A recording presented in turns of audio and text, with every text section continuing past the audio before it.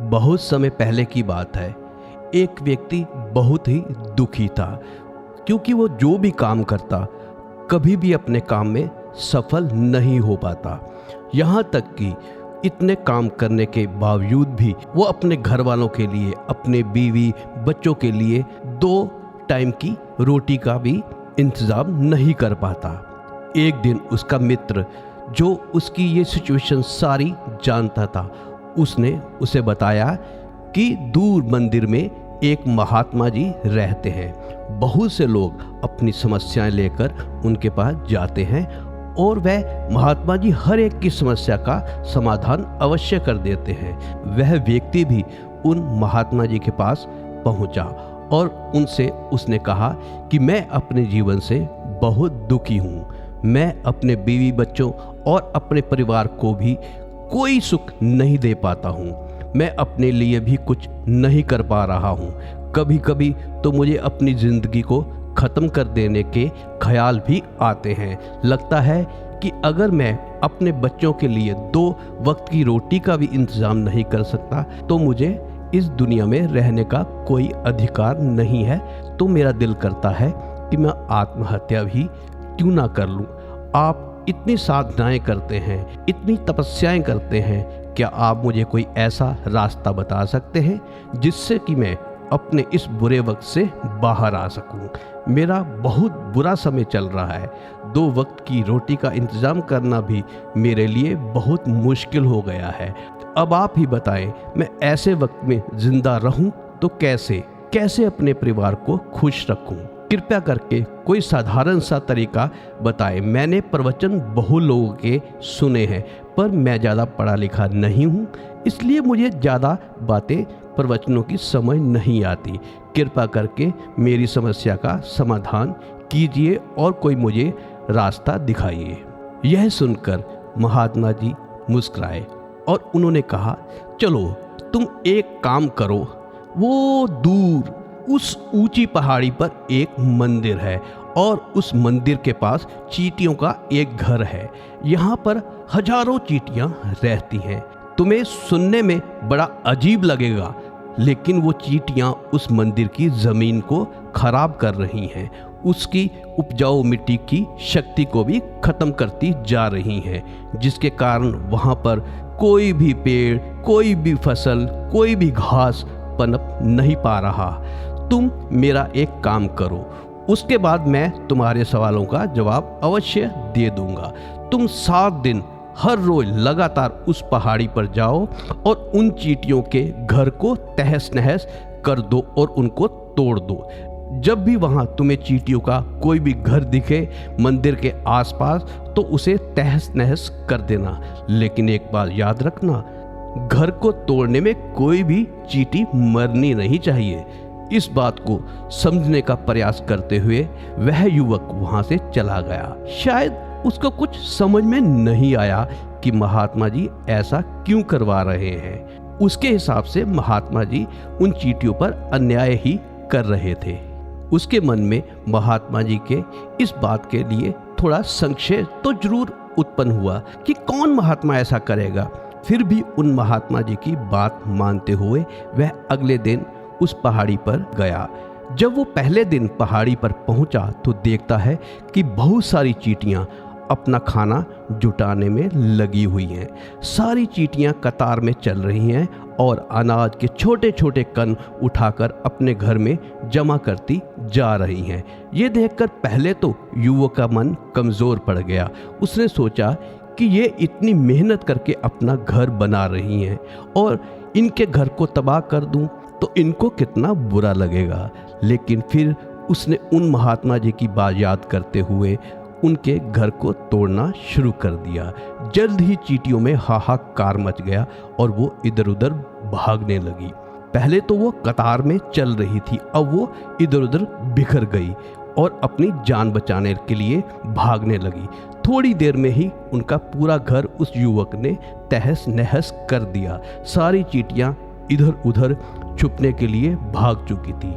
ये करने के बाद वो युवक मन ही मन दुखी भी हुआ और अपने घर लौट आया। उसका मन बहुत परेशान था और साथ ही साथ दुखी था और पश्चाताप से भी भरा हुआ था। जब रात को वो अपने बिस्तर पर लेटा तो मन ही मन सोचने लगा कि शायद आज उसने बहुत पाप कर दिया है, और फिर उसने सोचा कि उन चींटियों का घर तो तबाह हो ही चुका है, अब वहाँ वापस जाने से क्या होगा, क्योंकि चींटियों का घर तहस नहस करने के लिए महात्मा जी ने कहा था वो तो मैं कर ही चुका हूँ। लेकिन फिर कुछ सोचकर अगले दिन उसने फिर से जाने का निश्चय किया। अगले दिन सुबह सुबह उठकर वो वापस उस पहाड़ी पर पहुंचा। पहाड़ी पर पहुंचकर वो उसी जगह पर पहुंचा तो बहुत हैरान हुआ जहां पिछले सुबह उसने उन चींटियों का घर तहस नहस कर दिया था। लेकिन वो देखकर हैरान हो गया कि उन चींटियों ने फिर से अपना घर उसी जगह पर दोबारा बना लिया था। अब वो फिर से अपने घर का सामान इकट्ठा करने में जुटी हुई थी। उस आदमी को देखकर लगा कि चींटियां भी कितनी मूर्ख हैं। इनको पता है कि कल ही इनका घर इसी जगह पर तबाह कर दिया गया था। उसी जगह पर उन्होंने अपना नया घर फिर से बनाना शुरू कर दिया। यह सोचकर वो आदमी मन ही मन उन चींटियों पर हंसने लगा। लेकिन फिर से उनको उन महात्मा जी की बात याद आई तो उसने दोबारा उन चींटियों के घर को तबाह करना शुरू कर दिया। फिर उन चींटियों में हलचल मच गई और थोड़ी देर में ही वो चींटियां इधर उधर जान बचाने के लिए भागने लगी। कुछ ही देर में उनका घर दोबारा फिर से नष्ट हो चुका था। उस युवक को एक युक्ति सूझी। उसने और अच्छी तरह से उनका घर तबाह किया। जब घर बिल्कुल तबाह हो गया तो उसने जाने से पहले उस जगह पर ठंडा पानी भी डाल दिया ताकि वहां पर अपना घर कल चींटियां बनाने के लिए ना आ पाए। इस तरह वह अपना कार्य पूरा करके युवक अपने घर लौट आया। इस बार जब वो रात को अपने बिस्तर पर सोने के लिए पहुंचा तो वो सोचने लगा कि क्या महात्मा जी ये मेरे से सही काम करा भी रहे हैं या नहीं। क्या किसी का घर तबाह करना सिद्ध पुरुष को शोभा देता है? क्या हो अगर वो महात्मा सिद्ध पुरुष हो ही ना और मेरे मित्र ने ये मुझसे गलत ही कहा हो? क्या होगा अगर वो मुझे बेवकूफ़ी बना रहे हों? लेकिन फिर उसने निश्चय किया कि नहीं, इस बार मैं अपना कार्य पूरा अवश्य करूंगा जो महात्मा जी ने मुझे कहा है। उसके बाद अगले दिन सुबह उठकर फिर से उस पहाड़ी की ओर निकल गया। पहाड़ी पर पहुंचकर वह उसी जगह पर पहुंचता है यहाँ पर उसने उनके घर को तबाह करके और वहाँ पर ठंडा पानी भी डाल दिया था।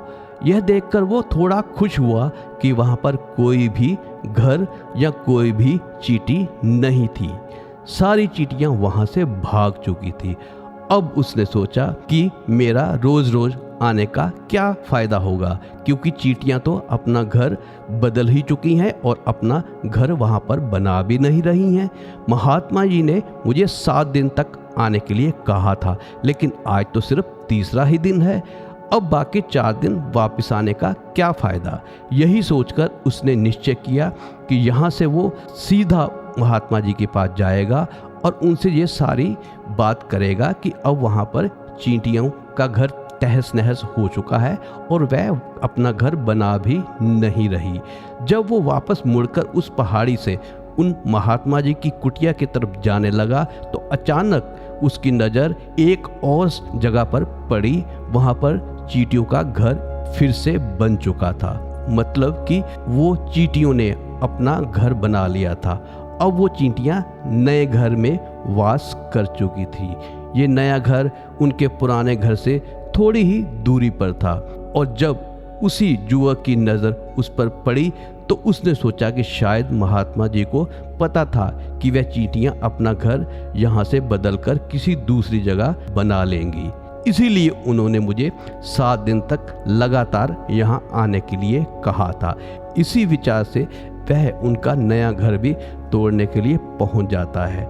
यहाँ वो पहुंचा तो चींटियाँ उसी तरह से अपने कार्य में लगी हुई थी। वो अपने लिए खाना इकट्ठा कर रही थी, अपने घर में जमा भी कर रही थी। जब पुराना घर टूटा था वहाँ भी अनाज के कण बचे हुए थे और चींटियाँ वहाँ से भी अनाज इकट्ठा करके अपने नए घर में लेकर आ रही थी। और युवक ने एक बात और भी नोट की कि इस बार चींटियों का घर और भी खूबसूरत और भी मजबूत बना हुआ था और वह चींटियां और भी शिद्दत से अपना घर बनाने में लगी हुई थी।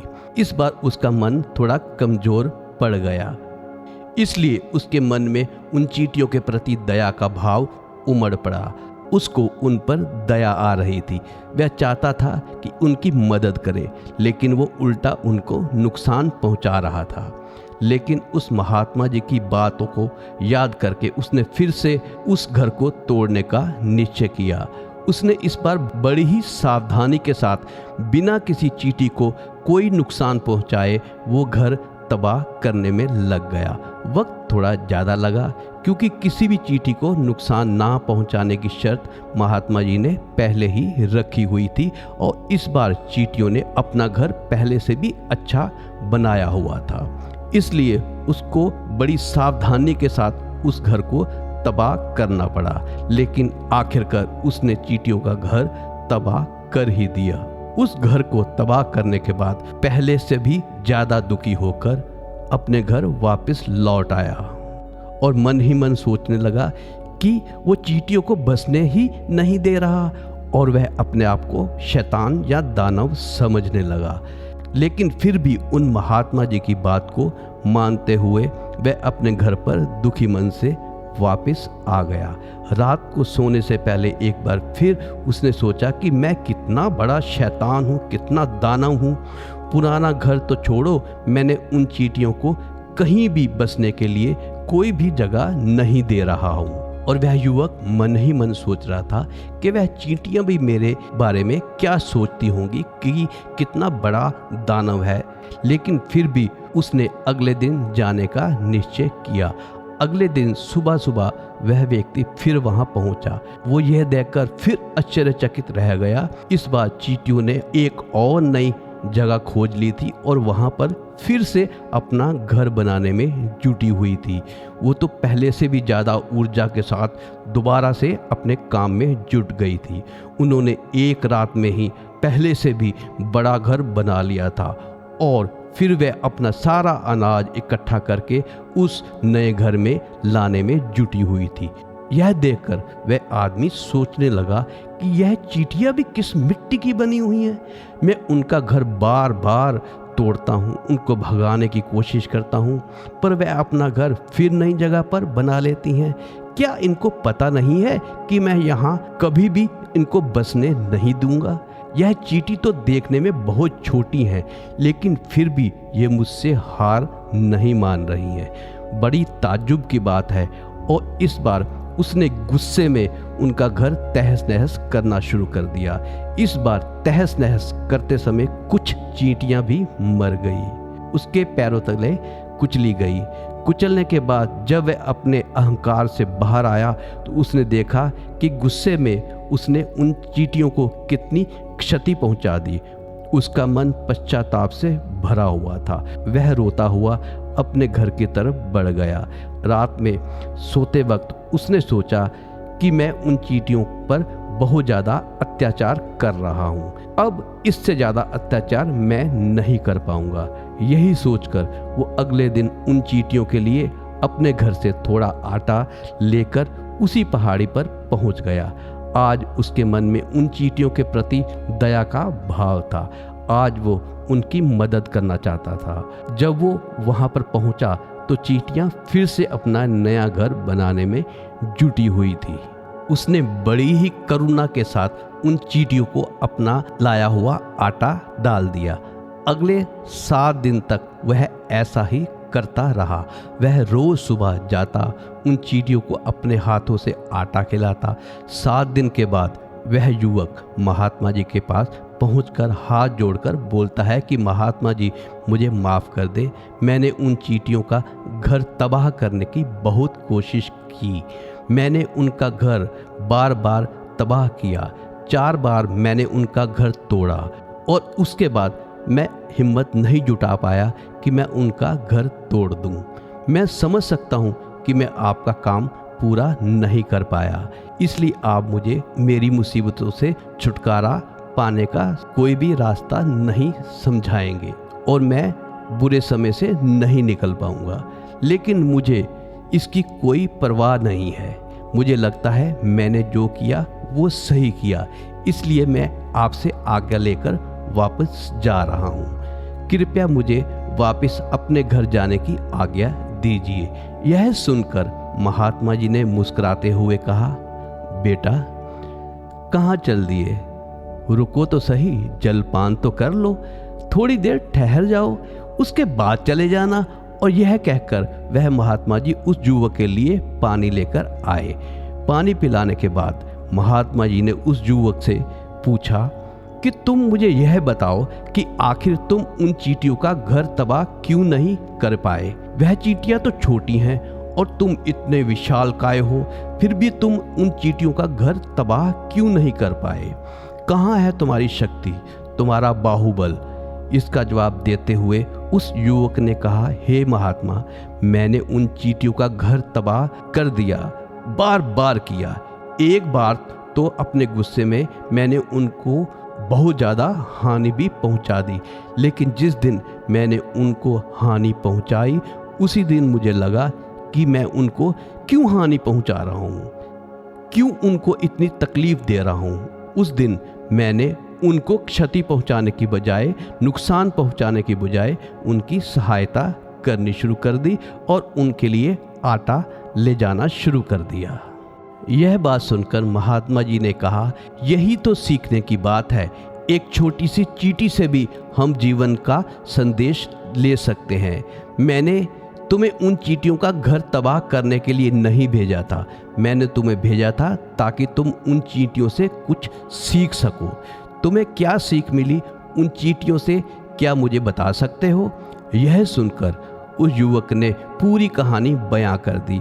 पूरी कहानी सुनाने के बाद महात्मा जी मुस्कुराते हुए कहने लगे, बेटा पहली सीख जो उन चींटियों से ले सकते हो वह यह है कि तुमने कितनी ही बार उनका घर तोड़ने की कोशिश की, कितनी ही बार प्रयास किया उनके घर तबाह हो जाएं, लेकिन वह अपना घर फिर दोबारा से बनाने में जुट जाती थी और भी ज़्यादा त्वरा से अपना घर बनाने में लग जाती थी।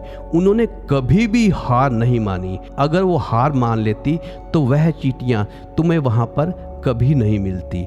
जीवन कार्यशीलता का नाम है, लेकिन हम मनुष्य एक दो बार हार मिलने पर ही टूट जाते हैं, हताश हो जाते हैं, फिर जीवन में प्रयास ही नहीं करते। कुछ लोग तो अपनी जिंदगी भी समाप्त कर देते हैं, जैसे कि तुम करने वाले थे। लेकिन इन छोटी छोटी चींटियों, जानवरों में तुमने एक खास बात देखी होगी कि वह अपना जीवन कभी भी समाप्त नहीं करते। आज तक मनुष्य के अलावा दुनिया पर कोई ऐसा जीव नहीं है जिसने कभी आत्महत्या की हो या करने की सोची हो। तुमने कभी नहीं सुना होगा कि किसी जानवर ने आत्महत्या कर ली, चाहे वो जानवर कितना भी भूखा क्यों ना हो, कितना ही दुखी क्यों ना हो, लेकिन वो अपने जीवन के लिए हमेशा संघर्ष करता रहता है। लेकिन वहीं दूसरी तरफ हम मनुष्य एक दो बार हताश होने के बाद अपना जीवन खत्म करने की सोचने लगते हैं। जीवन तो कर्मशीलता है, कर्म करने का नाम है। इसीलिए मृत्यु से पहले कर्म करना कभी मत छोड़ना, क्योंकि मृत्यु के बाद तो तुम परम विश्राम में चले ही जाओगे। तो उससे पहले कर्म करना क्यों छोड़ रहे हो, क्यों हताश हो रहे हो? अगर तुम्हारा एक घर टूट गया है तो दूसरा घर बनाने का प्रयास करो। एक काम नहीं हो पा रहा तो दोबारा से उस काम को और भी ज़्यादा त्वरा से करने लगो, नहीं तो कोई और काम करने की कोशिश करो। और कोशिश करने वालों की कभी भी हार नहीं होती। यह तुम उन चींटियों से देखकर सीख ही चुके होगे। देखने में तुमसे कितनी छोटी हैं वह चींटियां कि इतनी बार घर टूटने पर भी उन चींटियों ने तुमसे हार नहीं मानी। दूसरी सीख यह है कि जब भी तुम्हारे ऊपर बुरा समय आता है, हमें लगता है कि यह समय कभी नहीं जाएगा, यह मेरे जीवन को बर्बाद कर देगा, मुझे कभी भी जीने नहीं देगा। और इन्हीं ख्यालों से, इन्हीं विचारों से, जिनका कि असलियत में कोई भी अस्तित्व ही नहीं है, वह सिर्फ विचार हैं और वही विचार हमारे मन को दुखी कर देते हैं, इसलिए हम प्रयास करना भी छोड़ देते हैं। लेकिन तुम खुद ही सोचो कि प्रकृति, ये नेचर, ये सृष्टि कितनी बार तुम्हें क्षति पहुंचा सकती है, नुकसान पहुंचा सकती है और कब तक नुकसान पहुंचा सकती है। अगर हम बार बार फिर से उठकर फिर से नया प्रयास करते रहेंगे तो प्रकृति भी हमारे सामने घुटने टेक देगी, किस्मत भी हमारे सामने अपने घुटने टेक देगी। वह भी एक दिन हमारे ऊपर दयावान हो जाएगी, कृपालु हो जाएगी। वो हमें सब कुछ देने लगेगी जिसकी हमने कभी कामना भी की होगी, बल्कि उससे भी ज़्यादा। जैसे कि तुमने उनको आटा खिलाया, तुमने खुद ही देखा कि तुम उन चींटियों को तबाह करने के लिए पहुँचे थे, लेकिन फिर बाद में तुम ही उन्हीं के लिए अनाज और आटा भी लेकर गए। तुम ही उन पर कृपालु हो गए। क्यों हुए? क्योंकि तुमने देखा कि वह चींटियां तो हार ही नहीं मान रही हैं। इसी तरह अगर तुम भी अपने जीवन में कभी हार नहीं मानोगे तो एक ना एक दिन यह प्रकृति तुम्हें वह सब कुछ देगी जो भी तुम जीवन में पाना चाहते हो। इसलिए 2 सीख याद रखो कि कर्मशीलता से कार्य हमेशा करते रहो, और दूसरा यह है कि एक ना एक दिन प्रकृति तुम्हारे उन कर्मों का परिणाम फल तुम्हें अवश्य देगी और तुम पर अपनी दया बरसाएगी। एक ना एक दिन तुम अवश्य कामयाब होगे। तो दोस्तों, उस युवक को भी यह बात समझ आ गई और वह फिर से नई त्वरा से, नई एनर्जी से जिन कामों में वो असफल हुआ था उन कामों में दोबारा जुट गया। यह सीख चींटियों से लेकर कि अब मैं भी हार नहीं मानूंगा। यही सीख हम सबको भी लेनी चाहिए और कभी भी जीवन में हताश नहीं होना चाहिए, असफलताओं से घबराना नहीं चाहिए। बुरा समय तो आखिर बीत ही जाना है। धन्यवाद दोस्तों। अगर इसी तरह की और भी मोटिवेशनल स्टोरीज आप सुनना चाहते हैं तो आप चैनल को सब्सक्राइब भी कर सकते हैं। धन्यवाद। जय हिंद, जय भारत।